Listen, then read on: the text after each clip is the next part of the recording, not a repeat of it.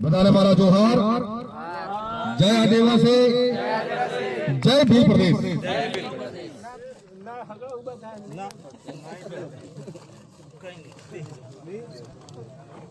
આ ગુજરાતની નાલાયક, નપુસંત અને સંવેદનહીન સરકારનો હું આજે આભાર માનું છું. અને આભાર એટલે માનો કે અમારામાં સુતેલો બિરસા મુંડા તમે આજે સક્રીબેનનું ઘર પાડીને જગાડી દીધું. જે રીતે આપણે લડવાનું ભૂલી ગયા હતા એ લડવાનું તમે અમને શીખવાડી દીધું. આજે આખા દેશનો આદિવાસી ખતરામાં, ખાલી આ પાડેલિયાનો જ નહીં, ભારતના ખૂણે ખૂણાનો આદિવાસી ખતરામાં. સરકાર આપણને દેખાડવા માટે જંગલ અધિનિયમ કાયદો બનાવે કે બીજા અનેક કાયદા બનાવે, પેશા કાયદા બનાવે, પણ એકેનો અમલ કરતી નથી. જંગલની જમીનની અંદર વન અધિનિયમ હેઠળ જો ગામની વન મંડળીનો અધિકાર હોય તો એ વન મંડળીની પરમિશન વગર આ જગ્યા પર ખાડા કેમ ખોદ્યા, કોઈના ઘર કેમ પાડ્યા અને કોઈનો કૂવો કેમ ખોદ્યો?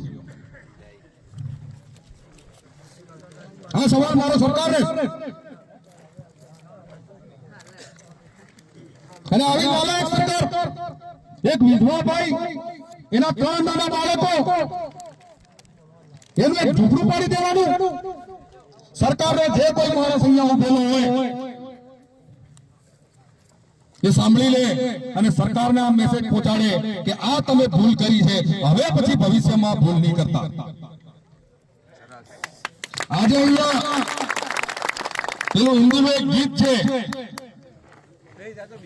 कितने बाजू कितने सर गिन ले दुश्मन ध्यान से खेलेंगे हम वो बाजी हारेगा तू जान ले.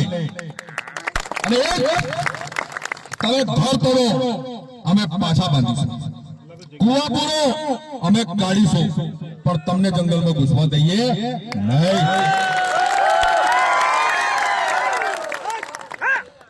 આ દેશની જેટલી પણ જમીન છે, જંગલ છે અને પાણી છે, એનો માલિક આદિવાસી છે. ભારતનું બંધારણ કે અમે તમને શહેરમાં નથી નડતા. આપણે રાજસ્થાનથી કાંતિભાઈ આદિવાસી આવી ગયા છે, બધા બેસી જાઓ, આપણે એમને પણ સાંભળવાના છે. હમણાં બેસો. તો આ દેશની જેટલું જંગલ છે, જે કોઈ જમીન છે કે પાણી છે, એના મૂળ માલિક તો આપણે હતા. તમને અમે અહીં રહેવા દીધા, તમને અમદાવાદમાં રહેવા દીધા, વડોદરામાં રહેવા દીધા, સુરતમાં રહેવા દીધા, તમને અંબાજીમાં રહેવા દીધા, અને અમે જંગલોમાં રહેતા થયા. હવે તમે જો અમારી જમીન પર નજર બગાડશો તો અમે તમને કઈ નહીં રહેવા દઈએ. પાછળ કરવાના થયો અને તમારે લડવાની જરૂર નહીં. તમે અમને લડવાનો રસ્તો બતાડી દીધો, કઈ રીતે લડવાનું તમે શીખવાડી દીધું. અને હવે આ દેશની અંદર કોઈ પણ જગ્યાએ કે ગુજરાતની અંદર કોઈ પણ જગ્યાએ આવું કઈ બનાવ બનશે તો એની અંદર તઈનો આદિવાસી લડશે. તમે હવે એકલા નથી. એવી જ રીતે આખા ગુજરાતનો કે દેશનો આદિવાસી પણ હવે એકલો નથી. આજે તમે વિચાર કરો કે બનાવવાના પાડલિયામાં, અંબાજીની બાજુમાં અને ડુંગરપુરની અંદર જે લોકસભા લડાયા આપણા કાંતિભાઈ આદિવાસી આજે તમારી મદદમાં આવીને ઉભા રહ્યા. અમે દાહોદથી આવ્યા, કમલેશભાઈ સુરતથી આવ્યા અને મહુવાથી આવ્યા. એટલે તમે પોતાની જાતને એકલા નહીં માનતા. હવે તમે એકલા નથી. અને હું આજે એમ કહેવા માંગુ, અહીંયા જે ઘર બનાવવા માટે જગદીશભાઈએ જે વાત કરી કે જયારે આમનું ખોરડું તોડી આપવામાં આવ્યું છે સક્રીબેનનું, અને એમનું ખોરણું આપણે ઊભું કરી આલવાનું છે, પાકું ઊભું કરી આલવાનું છે. અને ત્યારે આજે જેટલા પણ બહારથી બીજા વિસ્તારમાંથી આવેલા છે એ બધાને હું આજે કહું છું કે જે દર ખોરડાનું કામ ચાલુ છે ત્યારે બધાએ આપણે આવવું પડશે. એમને એકલા નથી મૂકવાના, અને એમને આપણે એકલા દેખાડવાના પણ નથી. ફોરેસ્ટ વાળાને, પોલીસ વાળાને કે સરકારને એમ ના લાગવું જોઈએ કે સક્રીબેન એકલા, અને દેખાડવા માટે આપણે અહીંયા આવવું પડશે. આપણે હાજર રહીને એમને બનાવી આવવું પડશે, એમને ઘરની અંદર પ્રવેશ કરાવી આવવો પડશે. આજે અહીંયા સારો એવો ફાળો પાકું મકાન બને એવો થઈ ગયો છે. એટલે બાકી હું ઘરેથી નક્કી કરીને આવ્યો હતો કે આજે 6 થાંભલા નાખી, ઉપર છાપરું નાખી અને આજે ઘર ઉભું કરીને આપણે અહીંથી જવું છે. પણ પાકા ઘરની જયારે વ્યવસ્થા થઈ છે ત્યારે આપણે પાકું ઘર એમને બનાવી આલીએ, અને જો પછી તોડે તો પછી જોઈએ. અને આ લડાઈ શરૂઆત થઈ છે સક્રીબેનથી અને આ પાડેલિયા ગામથી, પણ હકીકતમાં લડાઈ એની નથી. આ લડાઈ એની નથી.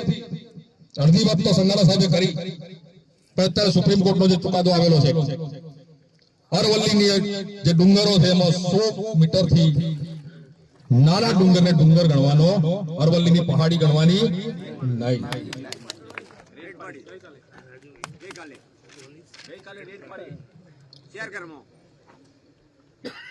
આ નાલાયકોને આટલી માર ખાધા પછી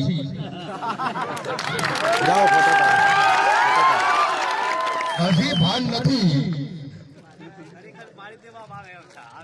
તો એમને શું જોઈએ છે?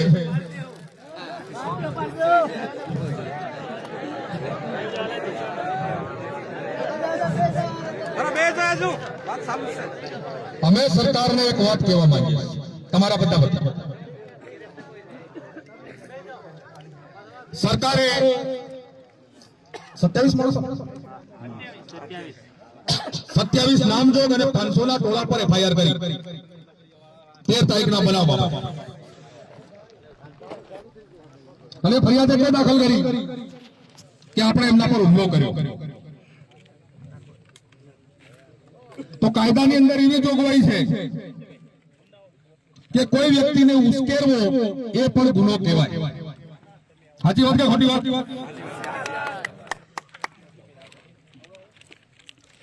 તો જે ફોરેસ્ટનો કાયદો છે, જમીનનો કાયદો છે, ભારતના આદિવાસીઓના બંધારણની અંદર આપેલા જે અધિકાર છે એ અધિકારનો ભંગ કરીને, એટલે કે બંધારણનો ભંગ કરીને, કાયદાનો ભંગ કરીને, કોઈ નોટિસ આપ્યા વગર, કોઈ જાણ કર્યા વગર જો અહીંયા આ ગામ પર હુમલો થતો હોય, અહીંયા કૂવો ડાકી દેવામાં, બુડી દેવામાં આવતો હોય, એક વિધવા બેનનું ઝૂંપડું પાડી દેવામાં આવતું હોય તો એ ગુનો ખરો કે નહીં?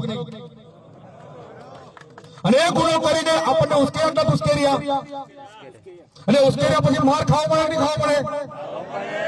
તો આપણને ઉશ્કેરવાના, ગેરકાયદેસર રીતે આપણી જમીનમાં ઘૂસણખોરી કરવાના ગુના હેઠળ એમના પર FIR થવી જોઈએ, જગદીશભાઈએ વાત કરી. અને FIR સરકારને હું ચેલેન્જ કરું છું. બેઠા જો સરકારને હજી પણ કહું છું, જે બી IB નો માણસ હોય, એક સરકારનો માણસ હોય બેઠેલો હોય, આ મારો મેસેજ પહોંચાડે. આ FIR આ ફોરેસ્ટ ડિપાર્ટમેન્ટ અને પોલીસ ડિપાર્ટમેન્ટ પર સરકાર જાતે કરે. જો એમ કહેતી હોય કે અમે આદિવાસીના હિતેચ્છુ છીએ એમ તો ડીએસપી અને કલેક્ટર ઉપર બી થયું. આ આદિજાતિ મંત્રીને બેઠેલા સાંભળો, એ આદિજાતિ મંત્રીનો હું ચેલેન્જ કરું છું કે એના સેક્રેટરીને કે ત્યાં ફોરેસ્ટ અને પોલીસ ડિપાર્ટમેન્ટ પર FIR દાખલ કરે. અને જો ના કરે તો એને પોતાનું પદ છોડ દેવું જોઈએ, પોતાને આદિવાસી કહેવાનું બંધ કરી દેવું જોઈએ.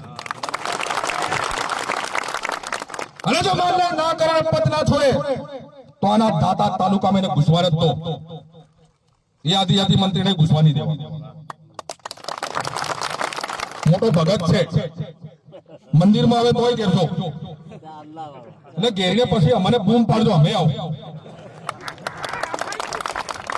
એટલે આ કર્યા વગર હવે આપણે છૂટકો નથી. એટલે મેં તમારો ઘણો સમય લીધો. સક્રીબેનનું દુઃખ આખા ગુજરાતના આદિવાસીઓનું, આખા ભીલ પ્રદેશના આદિવાસીઓનું નથી, આખા દેશના આદિવાસીઓનું છે.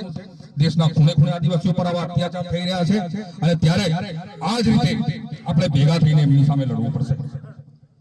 અને આ જે રેડ પાડવા વાળા પોલીસ વાળા જે કોઈ છે, હું પોલીસ અને ફોરેસ્ટ ડિપાર્ટમેન્ટના અધિકારીઓ કર્મચારીઓને કહેવા માંગુ છું કે સરકાર દ્વારા જે ગેરબંધારણીય અને ગેરકાનૂની હુકમ તમને કરવામાં આવે છે એનો ઇનકાર કરવાનો ચાલુ કરો, નહીં તો તમારા છોરો બૈરાનો કોઈ ઠેકાણે નહીં રહેના નિશાન. આજે દશા સક્રીબેનની છે, એ જ દશા હું ભગવાનને પ્રાર્થના કરું છું, ભગવાન હોય તો આ ઘર પાડવા વાળા પોલીસ વાળા ફોરેસ્ટ ડિપાર્ટમેન્ટના છોડની બી થવી જોઈએ. ચાલાવાને બિલકુલ શરમ નથી, આટલી નાલાયકી કોના પર મરદાનગી બતાવવા માટે આવ્યા હતા. એટલે એમની દશા એવી થવી જોઈએ. વધારે કે કેવું નથી, ગુસ્સો ઘણો અને કદાચ બની શકે કે હમેથી આવી જાય ગુસ્સાનું પરિણામ તમારે ભોગવવું પડે, પણ હવે ગભરાતા નહીં, આવી જાઓ. જય આદિવાસી.